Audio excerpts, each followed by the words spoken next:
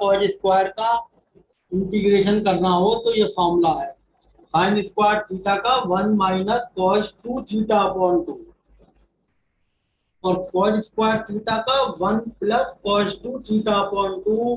ये तुम्हें याद करना पड़ेगा, क्योंकि जो बायो वाले बच्चे हैं उनको तो बिल्कुल ही याद करना पड़ेगा, उनके लिए नया है। मैथ वालों ने तो ट्रिग्नोमेट्री पढ़ी हुई है 11th में, अभी पढ़िए।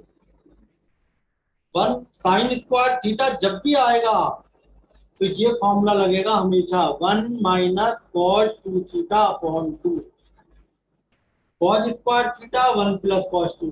अब देखो आप, मैं आपसे कह रहा हूं साइन स्क्वायर ओमेगा टी, तो क्या बन गया ये 1 minus cos 2 omega T upon 2। देखो 2 थीटा डबल हो रहा था ना एंगल, तो ये डबल कर दिया। अब ये आ रहा है आई स्क्वायर का मीन। जरा देखो भाई, एक तो ये 2 बाहर रख लो,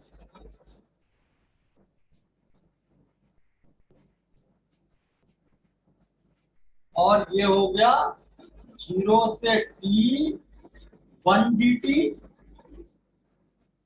और 0 से t cos 2 ओमेगा टी, ये होता है।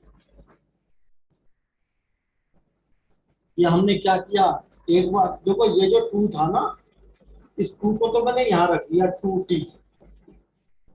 अब इसको मैंने 1 dt अलग कर लिया और ये dt अलग कर लिया, दो अलग अलग इंटीग्रेशन कर दिए। मैं कंफ्यूजन हो तो मैं एक लाइन और बढ़ा देता हूँ, 0 से t 1 minus cos 2 omega T dt। अब अलग अलग कर देता हूँ,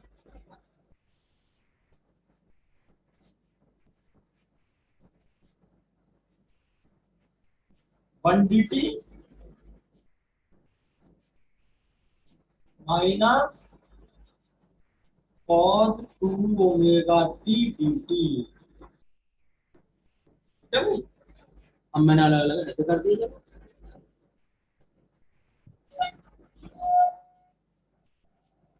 अब इंटीग्रेट करो,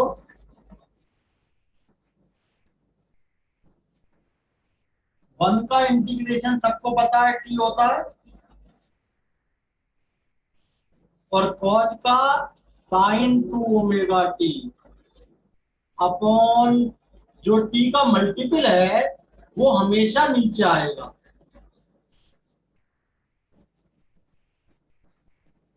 इसका रूल ये होता है, जैसे 1 का तो टी हो गया, लिमिट 0 से टी, साइन कॉस थीटा का इंटीग्रेशन साइन थीटा, और नीचे थीटा, थीटा का मल्टीपल, टी का मल्टीपल क्या था यार, 2 ओमेगा, 2 ओमेगा नीचे आ गया।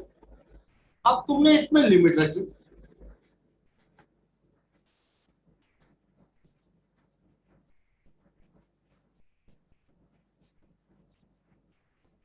अपर लिमिट टी माइनस 0, ये देखो 1/2 ओमेगा बाहर रख लो, अपर लिमिट टी की जगह क्या रखोगे तुम, कैपिटल टी, माइनस फिर टी की जगह क्या रखोगे तुम, 0,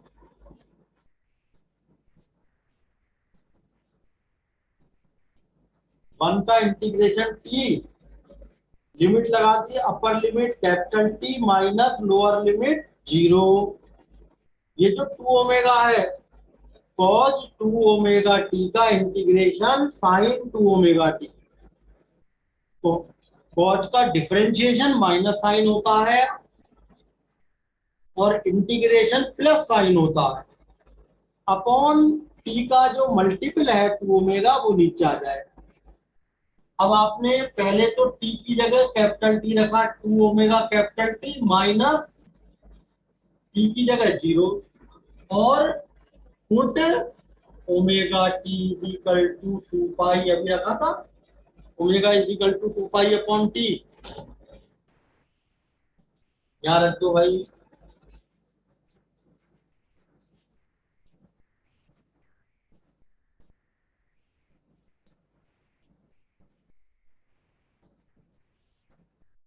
ये क्या आ गया साइन, देखना भाई 2 पाई रखना, 2 पाई और 2 4 पाई। तो कॉज के सारे पाई जीरो होते हैं, सॉरी साइन के जितने भी इवन पाई हैं वो सब जीरो होते हैं। साइन के जितने भी इवन पाई हैं, 4 पाई 10 पाई 6 पाई, ये जितने पाई है सब जीरो। तो भैया ये क्या बन गया,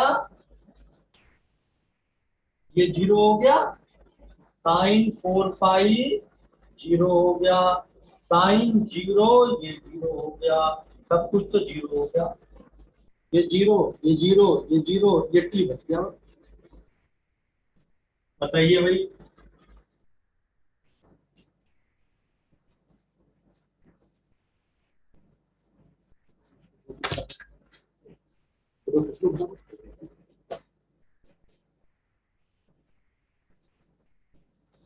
अब एक लाइन लिखिए, एक लाइन की वजह से।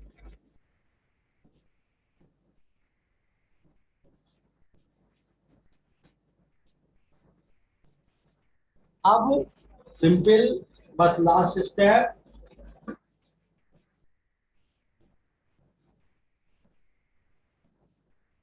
अब क्या बचा, आई स्क्वायर का मीन बच गया आई नॉट स्क्वायर अपॉन 2t, और t बच गया बस, बाकी तो सब जीरो हो गया। साइन 4 पाई भी जीरो था, साइन 0 डिग्री भी जीरो था, सब जीरो हो गए। टी से टी कैंसिल, आई स्क्वायर का मीन आ गया आई नॉट स्क्वायर बाई 2।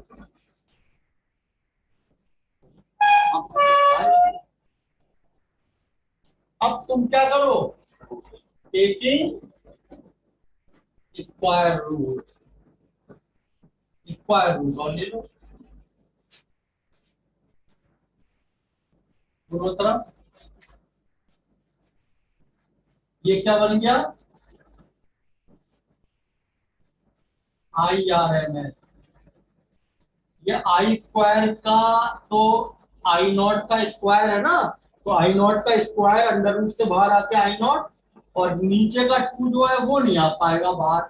ये रिलेशन आ गया रूट मीन स्क्वायर। आप इसको आई इफेक्टिव भी कह सकते हैं, I effective, I not upon root 2। This is the relation between RMS value and peak value. ऐसे ही अगर ई आर एम एस आ जाए तो बिल्कुल ऐसे ही करते जाओ, ई नॉट अपॉन रूट 2 आ जाएगा।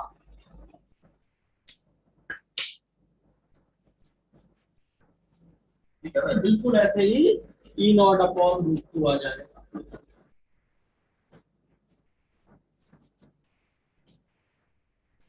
तो ये आपका मैंने करवा दिया। वो आज पेपर मैंने भेजा है एक, उसमें इलेक्ट्रोस्टैटिक्स के एमसीक्यूज हैं केवल, हर टाइप के, वैल्यू बेस्ड भी, रीजनिंग असर्टेन वाले भी। वो करो, टिक लगाओ, टिक लगा के रखो। कल परसों में मैं उसका जो है फिर आंसर बोलूंगा, और आप चेक करना अपने आप बैठ के कि मैंने जो करा उसमें किसी पेपर पे लिख दिया ना, पहले का ए, दूसरे का बी, तीसरे का सी, और जब मैं बोलूँ तो चेक करते रहना, पता लग जाएगा। ठीक है भाई, सही।